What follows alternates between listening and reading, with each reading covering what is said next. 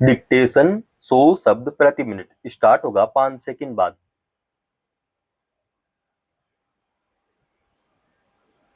Start.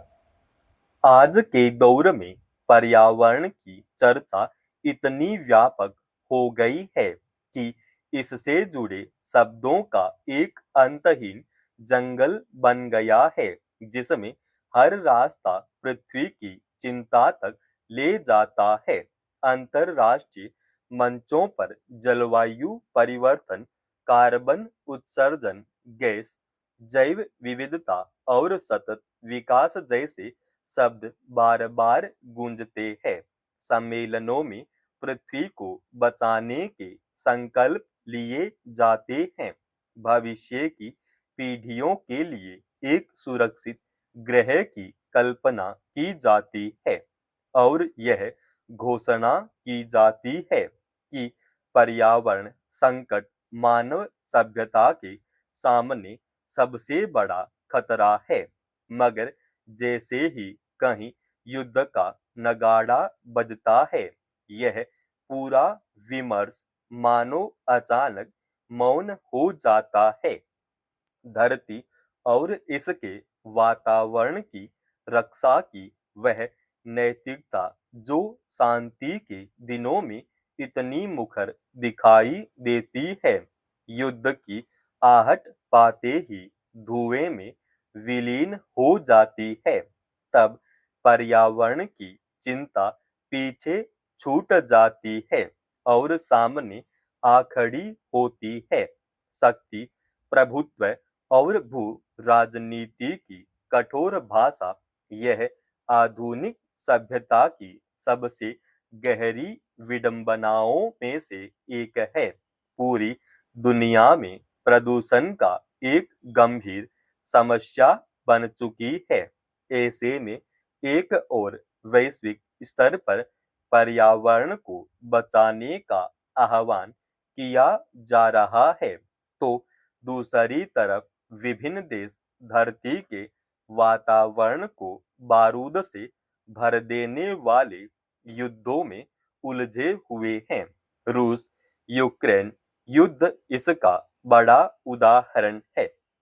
लंबे समय से चल रहा यह संघर्ष केवल सैनिकों और शहरों के लिए त्रासदी नहीं है, बल्कि यह पर्यावरण के लिए भी एक गहरी चोट है। जब मिसाइलें तेज भंडारों, ऊर्जा संयंत्रों और रासायनिक कारखानों पर गिरती हैं, तो केवल इमारतें नहीं टूटती, हवा में विषैला धुआं फैलता है, नदियों में जहरीले पदार्थ घुलते हैं और मिट्टी की संरचना तक बदल जाती है।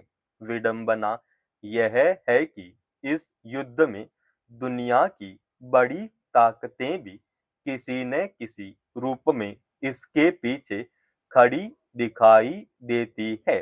सैन्य सहायता, हथियारों की आपूर्ति और रणनीतिक समर्थन ने इस संघर्ष को लंबा और जटिल बना दिया है। यही वे देश है जो अंतरराष्ट्रीय मंचों पर पर्यावरण संरक्षण के सबसे प्रमुख प्रवक्ता भी हैं। इसी तरह अब इजराइल, अमेरिका तथा ईरान ने भी युद्ध का मोर्चा खोल दिया है। इसने मध्य पूर्व की धरती को एक बार फिर बारूद के ढेर पर खड़ा कर दिया है। इस संघर्ष में गाजा पट्टी से लेकर ईरान, इजराइल और खाड़ी क्षेत्र के अन्य देशों में हो रही बमबारी केवल मानवीय त्रासदी नहीं है, बल्कि यह पर्यावरण के विनाश का कारण भी नहीं बन रही है। गाजा की सीमित भूमि पर हजारों बमों की बरसात ने वहां मिट्टी को विषैला बना दिया है। बारूदी हमलों से जल स्रोत नष्ट हो रहे हैं, समुद्री तट प्रदूषित हो रहे हैं और हवा में बारूद का जहर घुल रहा है। युद्ध का यह पर्यावरणीय पक्ष अक्सर मानवीय त्रासदी की विशालता के पीछे छिप जाता है, लेकिन उसका प्रभाव कहीं अधिक दीर्घकालिक होता है। इतिहास ऐसी घटनाओं की सच्चाई को उजागर करता है, लेकिन उससे कोई सबक नहीं लिया जाता। वर्ष 1991 की खाड़ी युद्ध के दौरान कुवैत के तेल कुओं में लगी आग ने महीनों तक आसमान को काले धुएं से ढक दिया था, जो केवल युद्ध नहीं बल्कि पर्यावरण पर भी हमला था। इसी तरह वियतनाम युद्ध में जंगलों को नष्ट करने के लिए एजेंट ऑरेंज जैसे रसायनों का प्रयोग किया गया, जिसने लाखों हेक्टेयर जंगल नष्ट कर दिए और वहां की धरती तथा हवा को जहरीला बना दिया।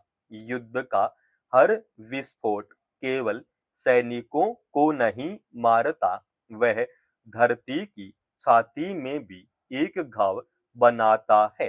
एक बम जब गिरता है तो उसके साथ हजारों टन कार्बन वातावरण में फैल जाता है।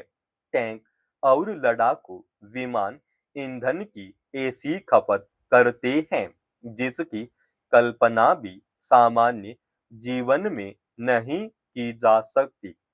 यदि युद्ध के दौरान होने वाले कार्बन उत्सर्जन की कहीं गणना की जाए तो शायद यह कई छोटे देशों के कुल वार्षिक उत्सर्जन से भी अधिक होगा। फिर भी अंतरराष्ट्रीय जलवायु सम्मेलनों में इस विषय पर बहुत कम चर्चा होती है, क्योंकि युद्ध के समय नैतिक प्रश्नों को अक्सर राष्ट्रवाद की चादर से ढक दिया जाता है। पर्यावरण की बात करने वाले कई वैश्विक मंच भी इस विषय पर मौन साध लेते हैं।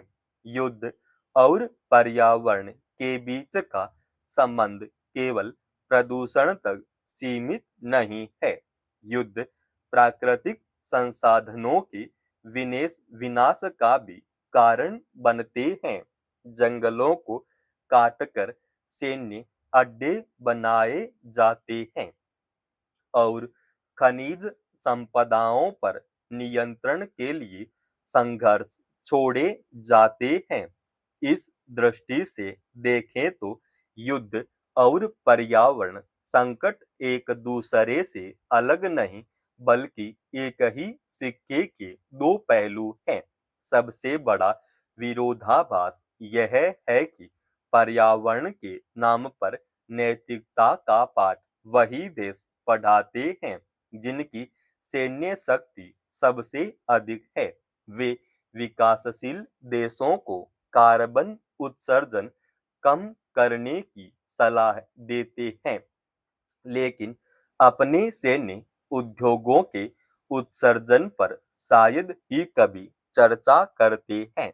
यहाँ सबसे बड़ा प्रश्न यही है कि क्या पर्यावरण की चिंता केवल एक राजनीतिक औजार है? क्या यह गंभीरता तभी जागृत होती है जब किसी विकासशील देश के उद्योगों पर सवाल उठाने हों? मगर पृथ्वी की वास्तविकता इससे कहीं अधिक व्यापक है। धरती किसी एक राष्ट्र की नहीं है। हवा, पानी, मिट्टी और जंगल पूरी मानवता की साझा धरोहर है। जब किसी युद्ध में तेल के भंडार जलते हैं तो उनका धुआं पूरी दुनिया के वातावरण में फैलता है। जब रासायनिक कारखाने नष्ट होते हैं तो उनके विषैले अवशेष नदियों और समुद्रों तक पहुंच जाते हैं। इसलिए युद्ध को केवल राजनीतिक या सामरिक घटना के रूप में नहीं देखा जा सकता। यह केवल मानवता का ही नहीं बल्कि पर्यावरणीय संकट का भी एक बड़ा कारण है। समाप्त।